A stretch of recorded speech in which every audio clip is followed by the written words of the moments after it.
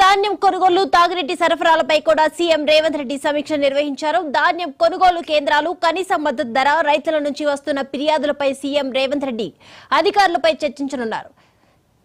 అలాగే తాగునీటి ఇబ్బందులు తలెత్తకుండా తీసుకోవాల్సిన జాగ్రత్తలపై కూడా దిశానిర్దేశం చేయనున్నారు.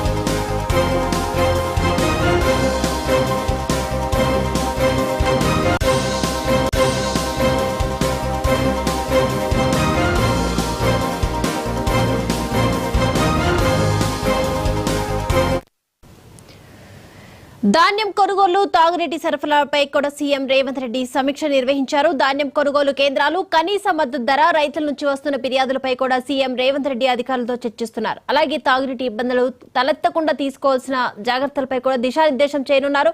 ఈ అంశానికి సంబంధించి మరిన్ని అప్డేట్స్ అందించడానికి మా ప్రతినిధి శ్రీకాంత్ లైవ్ లో సిద్ధంగా ఉన్నారు. శ్రీకాంత్,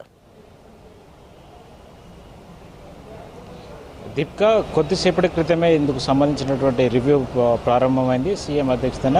ముఖ్యంగా ఏదైతే ఇటీవల నెలకొన్న అంశాలు ఉన్నాయో, ధాన్యం కొనుగోలు కావచ్చు, అదేవిధంగా తాగునీటి సమస్య కావచ్చు, వీటన్నిటిపై సీఎం కొద్దిసేపటి క్రితమే రివ్యూ స్టార్ట్ చేశారు. దీనికి చీఫ్ సెక్రటరీతో పాటు మిగతా ఈ సంబంధిత శాఖల అధికారులు అటెండ్ అయ్యారు. ముఖ్యంగా ఏదైతే ధాన్యం కొనుగోలు ఉందో, ఇటీవల జన్గాంలో ఇన్సిడెంట్ ఒకటి బయటకు వచ్చింది. అదే అక్కడ ఎవరైతే ట్రేడర్స్, మిల్లర్స్, అదేవిధంగా ఇటు మార్కెటింగ్ శాఖకు సంబంధించినటువంటి అధికారులు కుమ్మక్కై రైతులను ఇబ్బంది పెడుతున్నటువంటి ఏదైతుందో రైతులు దీనిపై ఆందోళన చేశారు. ఇది సీఎం దృష్టికి వచ్చింది. దీనిపై సీఎం కూడా సీరియస్ అయ్యారు. అక్కడ లోకల్ ఎవరైతే ఉన్నారో స్థానిక అడిషనల్ కలెక్టర్ ఇప్పటికే చర్యలు కూడా తీసుకున్నారు. అయితే ఇప్పటికి కూడా అక్కడ రైతులకు అయితే కనీస మద్దతు ధర 2200 ఉంది, ప్రభుత్వం నిర్ణయించింది. దానికి తగ్గట్టు లేకుండా 1500కి క్వింటాలుగా కొంటున్నారని చెప్పి రైతులు ఆందోళన చేశారు.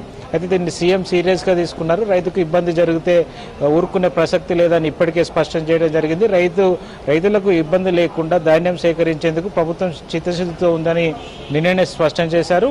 అదే దానికి సంబంధించి కూడా ఇప్పుడు సీఎం క్షేత్రస్థాయిలో పరిస్థితులపై రివ్యూ చేస్తున్నారు. ఇటు సివిల్ సప్లై డిపార్ట్మెంట్ కావచ్చు, కింది స్థాయి ఎవరైతే సమన్వయం చేసుకుంటున్నారో మార్కెటింగ్ శాఖకు సంబంధించిన కావచ్చు, ఇటండి ముఖ్యంగా ఎవరైతే గిడ్డంగ్ సంస్థ ఉందో వీరితో పాటు, ఎందుకంటే ఇవన్నిటినీ ఆయన రివ్యూ చేస్తున్నారు. ఎందుకంటే ఇప్పటికే చూసుకోవచ్చు, రాష్ట్రంలో 75 లక్షల మెట్రిక్ టన్నుల ధాన్యం వస్తుందని చెప్పి ఇప్పటికే సివిల్ సప్లై కావచ్చు ప్రభుత్వం ఒక నివేదిక తెప్పించుకుంది, అంచనాకు వచ్చింది. అందుకు తగ్గట్టు ఏర్పాట్లు కూడా చేస్తుందని చెప్పవచ్చు. అయితే ఇక్కడ ముఖ్యంగా ఎవరైతే ప్రభుత్వానికి చెడ్డ పేరు తెచ్చే విధంగా వ్యవహరిస్తున్నారో, ఇటు ట్రేడర్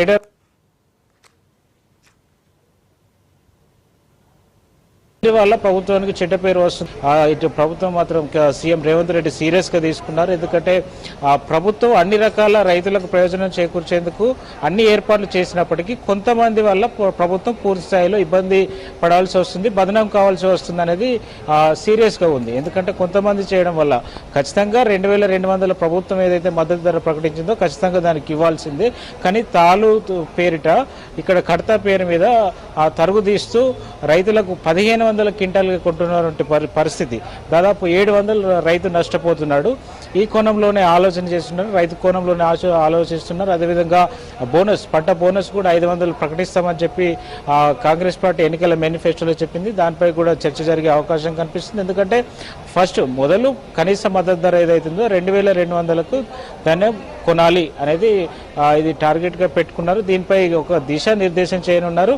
అంటే ధాన్యం సేకరణ కోసం ఇప్పటికీ తెలంగాణ వ్యాప్తంగా దాదాపు 7000 సెంటర్లు పైగా ఏర్పాటు చేయడం జరిగింది. వాటి ద్వారా ఇప్పటికే 2 లక్షల పైచలకు మెట్రిక్ టన్నుల ధాన్యం కూడా సేకరించినట్టుగా మనకు అధికార వర్గాలు చెప్తున్నారు. అయితే కొద్దిసేపట్లో దీనిపై పూర్తి డీటెయిల్స్ మనకు వచ్చే అవకాశం ఉంది. అయితే ఈ ధాన్యం సేకరణలో మాత్రం పూర్తి అప్రమత్తంగా ఉందని చెప్పవచ్చు ప్రభుత్వం.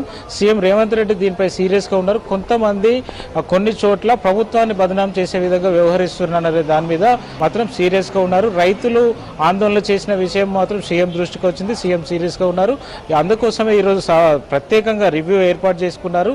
రైతులకు ఎక్కడ ఇబ్బంది జరిగినా కానీ ప్రభుత్వం ఊరుకునే ప్రసక్తి లేదు. ఖచ్చితంగా రైతు చివరి గింజ వరకు కొంటుంది ప్రభుత్వం.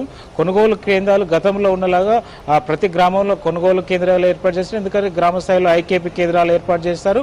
మా జిల్లా కేంద్రాలు కావచ్చు, మండల కేంద్రాలు కావచ్చు, మార్కెటింగ్ శాఖకు సంబంధించినటువంటి కొనుగోలు కేంద్రాలు ఉంటాయి. ఇటు మిల్లర్లు నుంచి అటు ధాన్యం సేకరిస్తుంటారు. తర్వాత అల్టిమేట్గా సివిల్ సప్లైకి వస్తుంది. అదే అక్కడి నుంచి ఎఫ్సిఐ కొనుగోలు చేస్తుంది. ఫుడ్ సెక్యూరిటీ ఇండియా, వీళ్ళు ఫుడ్ కార్పొరేషన్ ఆఫ్ ఇండియా వీళ్ళు కొనుగోలు చేస్తారు కాబట్టి దానికి ఇది చేయాల్సి ఉంటుంది. అయితే మెయిన్గా ఈ మిల్లర్ల దగ్గర ఇబ్బంది వస్తుంది. మిల్లర్ల నుంచి ట్రేడర్ల దగ్గర ఇబ్బంది వస్తుందని చెప్పి ఇటు అధికారులు చెప్తున్నారు. ఇటు రైతులు కూడా ఆందోళన వ్యక్తం చేస్తున్నటువంటి పరిస్థితి గురించి దీన్ని సమన్వయం చేసేందుకు ఇటు ప్రభుత్వం ప్రయత్నం చేస్తుంది. ఎందుకంటే ముఖ్యంగా ఎఫ్సిఐ కొనుగోలు చేసేందుకు కొన్ని కండిషన్స్ పెడుతూ వస్తున్నది. ఇటీవల ఆ గోడౌన్స్ విషయంలో కూడా ఇబ్బందులు నెలకొన్నటువంటి పరిస్థితి వస్తుంది. ఎందుకంటే ధాన్యం సేకరించిన తర్వాత నిల్వ చేసుకోవాలంటే దానికి తగ్గట్టు రాష్ట్ర ప్రభుత్వం గోడౌన్లు ఉన్నాయా లేదా అని చూసుకోవాలి. అదేవిధంగా ఎఫ్సిఐ కొనుగోలు చేస్తే ఎఫ్సిఐకి తగినంత గోడౌన్స్ లేవు.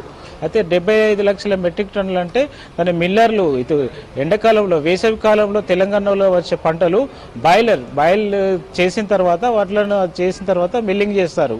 అయితే ఇది నూక అనే శాతం ఎక్కువ వస్తున్న నేపథ్యంలో అలా కాకుండా బాయిలింగ్ చేస్తారు. అయితే కేంద్ర ప్రభుత్వం దానికి సుముఖంగా లేదు, కొనట్లేదు. ఈ తెలంగాణ నుంచి మెయిన్గా ఎదురవుతున్న సమస్య. ఈ నేపథ్యంలోనే మిల్లర్లు కూడా వాళ్ళ వర్షం చెప్తున్నారు. నూక వస్తుంది కాబట్టి ఆ కడత తీస్తున్నాము, ఆ నష్టాన్ని మేము భరించలేమని చెప్పి మిల్లర్లు చెప్తున్నారు. ఇటు ఆ ట్రేడర్లు చెప్తున్నారు.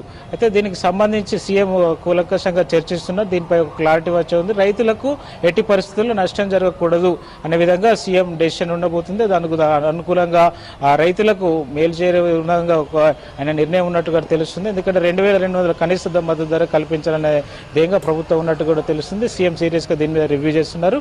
అదేవిధంగా ముఖ్యంగా ఎండాకాలం తాగునీటి సమస్యపై కూడా ఆయన మరికొద్దిసేపట్లో సమీక్ష చేయబోతున్నారు. కంటిన్యూగా ఇప్పటికే సంబంధిత అధికారులందరూ సెక్రటరియట్ చేరుకున్నారు. ముఖ్యంగా జంట నగరాలు కావచ్చు, ఇతర తెలంగాణలోని పట్టణాలు కావచ్చు, అన్నిటికీ సాగునీటి సమస్య తలెత్తకుండా ఇప్పటికే ప్రభుత్వం ఒక ప్రణాళిక రచించుకుందని చెప్పొచ్చు. డిస్ట్రిక్ట్ వైజ్ ఇప్పటికే కన్సర్న్ ఆఫీసర్స్ నియమించుకున్నారు. ఎక్కడ తాగునీటి ఎద్దడి లేకుండా అన్ని సమయాల్లో తాగునీటికి ఇబ్బంది లేకుండా ప్రణాళిక ప్రకారం నీటిని విడుదల చేయాలి, ఎక్కడ కూడా ఇబ్బందులు రావద్దని చెప్పి ఆ ప్రణాళిక ప్రకారం వెళ్తున్నారు. అయితే ఇప్పటికే సిఎస్ చీఫ్ సెక్రటరీ శాంతి కుమార్కి కూడా ఆదేశించారు. ఇప్పటికే ఆమె అన్ని శాఖల అధికారులతోటి గత 2 రోజుల క్రితమే కూడా ఆమె రివ్యూ నిర్వహించారు. ప్రాజెక్టులలో నీరు ఎంత ఉంది, రిజర్వాయర్లలో నీటి స్టోరేజ్ ఎట్లా ఉంది, నగరానికి ముఖ్యంగా జంట నగరాలకు సంబంధించి ఇక్కడ తెలంగాణ వ్యాప్తంగా ఉన్న జనాభా కంటే ఇక్కడ ప్రధానంగా అన్ని వర్గాల నుంచి వచ్చిన ప్రజలు కావచ్చు, ఇక్కడ మెయిన్ పబ్లిక్ ఎక్కువ కాబట్టి జంట నగరాలకు సంబంధించిన వాటర్ సప్లై మీద ప్రధానంగా దృష్టి పెట్టారు. ఎందుకంటే తెలంగాణ జిల్లాలో అక్కడక్కడ చెరువులు, రిజర్వాయర్ల నుంచి ఇచ్చుకోవడానికి ఏర్పాట్లు ఉన్నప్పటికీ ప్రత్యామ్నాయ ఏర్పాట్లను ఇప్పటికే పరిశీలించారు. మెయిన్గా జంట నగరాలకు సంబంధించి హైదరాబాద్, సికింద్రాబాద్ కావచ్చు, ఈ హైదరాబాద్ కోసం ప్రత్యేకంగా దృష్టి సారించారు. ఎందుకంటే ఇటు కృష్ణా రివర్ నుంచి తీసుకోవడానికి కోసం. ఎందుకంటే వాటర్ అలిగేషన్, తాగునీటి అలిగేషన్లో తెలంగాణకు 30 టీఎంసీలు కేటాయించడం జరిగింది, ఏపీకి 40 టీఎంసీలు. అయితే కేఆర్ఎంబీ కూడా దీనిపై ఈరోజు రివ్యూ చేసింది. ఆ విషయాలు కూడా తెప్పించుకోవడం జరిగింది. అయితే ఎన్ని టీఎంసీలు తీసుకుంటారనేది కూడా తెలియాల్సి ఉంది. అయితే ముఖ్యంగా తాగునీటి అవసరాలు ఖచ్చితంగా ఇటు నీటిని విడుదల చేయనున్నారు. హైదరాబాద్కు తీసుకురానున్నారు. దాదాపు రోజుకు 950 క్యూసెక్ల నీటిని నాగార్జున సాగర్ దగ్గర రివర్స్ వాటర్ ఏదైతే ఎక్సెస్ వాటర్ ఉన్నాయో వాటిని పంపింగ్ చేసి తీసుకురానున్నారు తెలంగాణకు. వీటన్నిటి అంశాల మీద తాగునీటి ఇబ్బందులు లేకుండా, ఇటు ధాన్యానికి కొనుగోలు ఇబ్బంది లేకుండా ఈ అంశాల అన్నిటి మీద సీఎం రేవంత్ రెడ్డి కూలంకషంగా చర్చిస్తున్నారు. ఇంకా రివ్యూ కొనసాగుతుంది. కొద్దిసేపట్లో రివ్యూకి సంబంధించినటువంటి విషయాలు బయటకు వచ్చే అవకాశం ఉంది. Right, thank you Srikanth.